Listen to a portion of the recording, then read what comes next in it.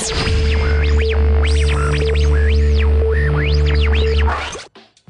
BBC did not inform the viewer of the several high-level insiders who have gone on record to say there was prior intelligence gathered on some of the men involved in the 9/11 operation. The data mining program Able Danger, set up by Army Intelligence and Special Operations Command, became a deep concern to some congressmen after 9/11. He was prepared to state, as he told us, that he had an Able Danger chart with Muhammad Atta identified on his office wall at Andrews Air Force Base until DoD Investigative Services removed it. He was prepared to discuss the extensive amount of data collected and analyzed about Al-Qaeda, underscoring the fact that Able Danger was never about one chart or one photograph, but rather was and is about massive data collected and assembled against what Madeleine Albright declared to be in 1999 an international terrorist organization. He too has been silenced. It emerged that terabytes of data, much of which may have been related to 9/11, had been destroyed, and decisions had been made not to share the information with the FBI prior to the destruction. 5 Israelis, 2 of them confirmed to be Mossad agents, were arrested after witnesses reported them cheering the attacks on the Twin Towers. They had, in their own words, been documenting the attacks. They were found with several suspicious items, but were allowed to return to Israel after limited questioning. This is more evidence implicating intelligence agencies that the BBC failed to include. Intelligence agencies, and those connected to them, do sometimes fund, protect and collude with terrorists to advance other agendas. Often men motivated by money and not political or religious causes are manoeuvred by puppet masters to leave behind a convenient trail of evidence. It certainly appears that this was the case on 9/11.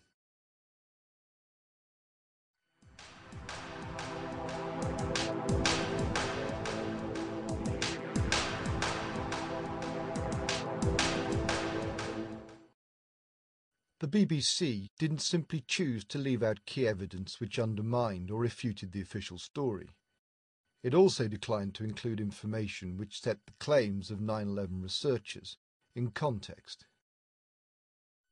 Many people claim the US government would never even consider launching terrorist attacks on its own soil or against its own citizens and their interests. Yet official declassified documents have revealed that in 1962, US military chiefs had given their backing to a series of well-advanced plans to stage false flag terrorist operations on US interests to provoke a war with Cuba. Although Operation Northwoods was over 4 decades ago, it simply cannot be argued that the US military have developed more of a conscience over the years.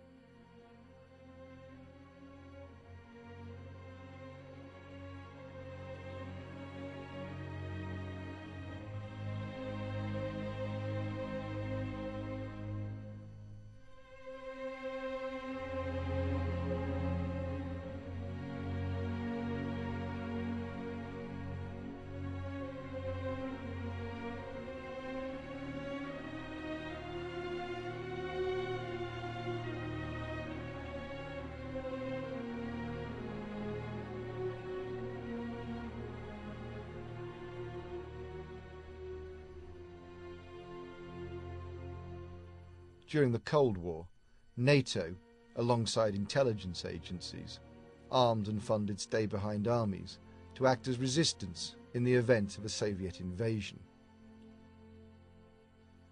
Inquiries carried out by the Belgian and Italian parliaments established that Operation Gladio was behind several atrocities across Western Europe in the 1970s and 80s. Gladio teams carried out terrorist operations as part of a strategy of tension. The resulting fear was used to manipulate public perception, while the blame was put on political dissidents.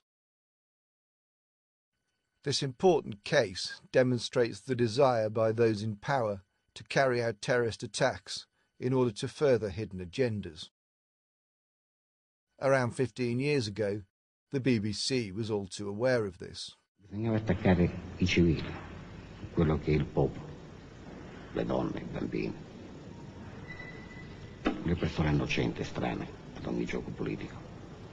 Per una ragione semplice, perché bisognava obbligare questa gente, l'opinione pubblica italiana, a rivolgersi allo Stato, a rivolgersi al regime per chiedere maggiore sicurezza. Il ruolo della destra d'Italia è stato proprio questo. Si è messa al servizio di apparati di Stato che hanno alimentato una strategia che giustamente è stata definita della tensione, in quanto bisognava portare la gente ad accettare in qualsiasi momento, nell'arco di un trentennio, dal 1960 al 1985-86, la possibilità di uno stato d'emergenza. Quindi la gente avrebbe barattato molto volentieri parte della sua libertà con una sicurezza, con la sicurezza di poter camminare sulle strade, viaggiare sui treni, salire sugli aerei, entrare in banca. Questa è la logica politica che sta dietro tutte le stragi, che rimangono impunite proprio perché lo Stato non può condannare se stesso o proclamare se stesso colpevole di quello che ha fatto. The conspiracy files didn't include testimony on false flag terrorism from former intelligence officers like Alexander Litvinenko, formerly of the Russian FSB. И когда произошли взрывы домов, я сразу понял, что это, вернее, не понял, правильно сказать, а у меня сразу возникли подозрения, что это дело рук моей бывшей организации. Они этот дом заминировали, и по чистой случайности жители дома обнаружили эту взрывчатку. Вот, завели уголовное дело с окраской терроризм и начали искать террористов. И буквально через 1,5 дня они их нашли. Задержали этих людей, эти люди оказались офицерами ФСБ. And myself, David Shayler, formerly of MI5. Tunworth's intelligence was, we're told, shared with a small number of key officials. They are still funding international terrorism. Producer Guy Smith did acknowledge that false flag terrorism exists. There's no doubt that the American government and other governments, no doubt the British government as well, has been involved in all sorts of operations in the past, false flag operations. Since Smith appears to understand that the powers that be do use these tactics, why then didn't he present any of this context to the audience? A number of documents produced prior to 9/11 clearly show that the neocons had been lobbying for a US invasion of Afghanistan and Iraq in order to secure energy supplies for the US domestic market. They accepted that the American people would not support these plans absent some catastrophic and catalyzing event like a new Pearl Harbor.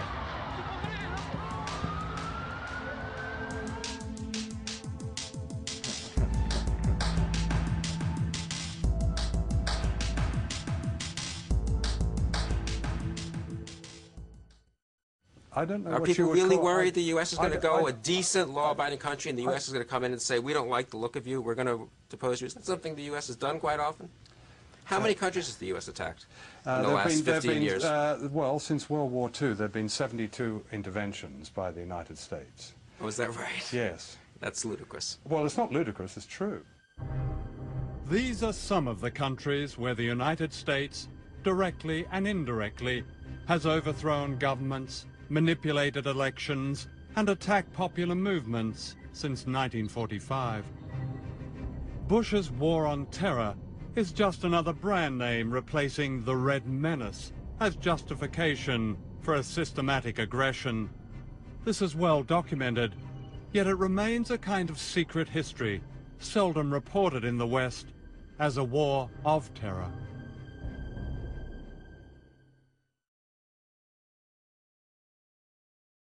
When the BBC touched on the war on terror, they failed to include any of the relevant information, which showed how the arms, oil and finance industries had benefited. Later on in the programme, they trivialised the lies which have led to hundreds of thousands of deaths in Iraq.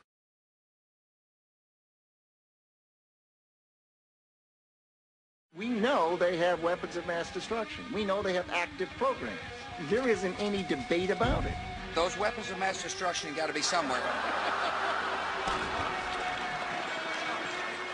Nope, no weapons over there. Maybe under here.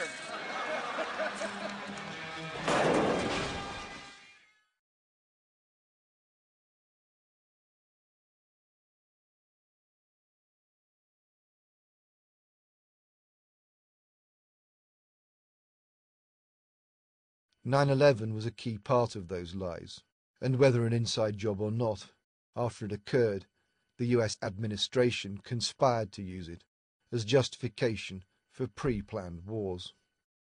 The conspiracy files failed to acknowledge this widely established view.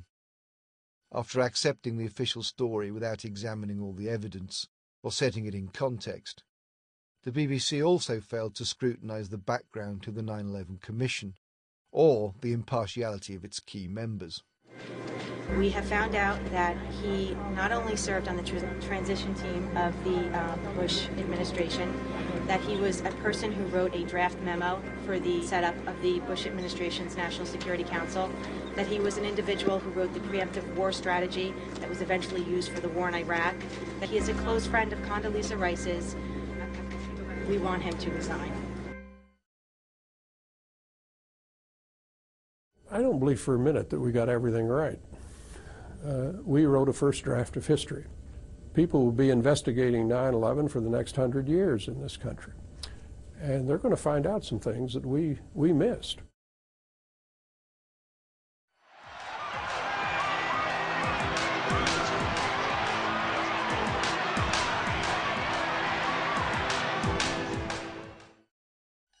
Only 3 critics of the official account were included in the programme. They were presented as cultish evangelists or dropouts, purportedly motivated by money, vanity or psychopathy. All the zeal of an evangelist, a 23-year-old self-confessed dropout. Those supporting the official story were never scrutinised. The BBC gave them extra gravitas by filming them in grandiose surroundings and introducing them with authoritative language. Popular Mechanics is an American institution, a no-nonsense nuts and bolts magazine, writing about technology since the days of Henry Ford and the Wright brothers. 9/11 truth researchers were filmed at home. The BBC varied its camera work according to the viewpoint of the interviewee. This manipulation served only to highlight and accentuate the programme's bias. Loaded language often gave misleading impressions to the viewer, and the on-screen imagery was repeatedly deceptive. Many personal items were also recovered, including this hijacker's passport and a bandana, which may have been worn by one of the hijackers. The conspiracy files devoted considerable time to showing the distress supposedly caused by 9/11 truth campaigners to the survivors and relatives of the deceased. When I hear these conspiracy theories, it hurts me a lot. In general, people need a scapegoat. They need to say, this is why it happened. So I think that's why people come up with these crazy theories. People like to have someone to blame. It did not, however, choose to include groups who continued to campaign for a new inquiry. This programme was not just an insult to them, but to the memory of the deceased. The 911 emergency tapes and recordings, plus 500 interviews done with the fire department right after 9/11. All that material has been withheld from the public. The suggestion that the 9/11 truth movement is anti-Semitic was another misrepresentation designed to increase resentment towards campaigners.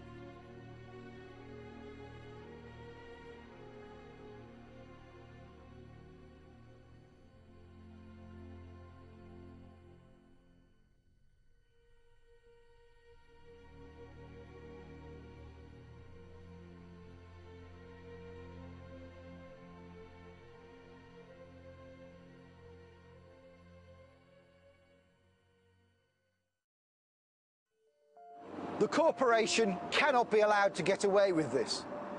It sets a very dangerous precedent. That it's somehow acceptable for the BBC to whip up hatred against minority activist groups, or that it's acceptable for the BBC to undermine historical truth, or it's acceptable for the BBC to undermine faith in the public record. By presenting a distorted and selective view of the 9/11 evidence, the BBC took a particular view on a controversial matter of public interest. This is in clear contravention of its own guidelines. Thanks to an unpaid army of researchers and reviewers, united in their quest for the truth and unperturbed by the sometimes vicious media criticism, a massive difference is being made. It is up to us to seize the day. If we do not, we will live under the jackboot of tyranny. And the time to stand up and take responsibility is now.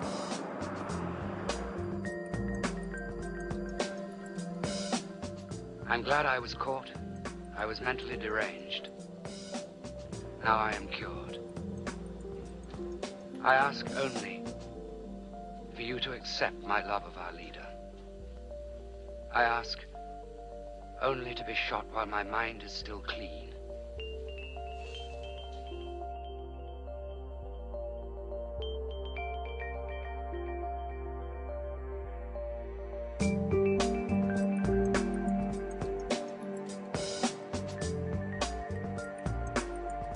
It's going to be here, this police state. We're going to be living in it in a blink of an eye, and everyone's going to go, "Golly hell, how did that happen? How did that happen?" You know, and so it's very important, I feel, to expose this agenda, to get the message out now as much as possible, so that people, when this is what happens, you tell them these things, and it puts a seed in their mind, and they go away and they won't always agree with you, but then as soon as that seed is there, they start seeing things in the media. They start seeing all this stuff about biometric ID cards. They start seeing these peculiar inconsistencies with the so-called war on terror. And they start adding these things up. You know, Christ, you know, that guy was right. You know, it's not making sense. It is all a lie. It is all just to take our rights away, to control us all. And so, you know, it's so important that I and all the other activists who are involved in this get the message out to as many people as possible. Because if all these people know, then they can't further this agenda. They can't get away with it. So that's why I do what I do.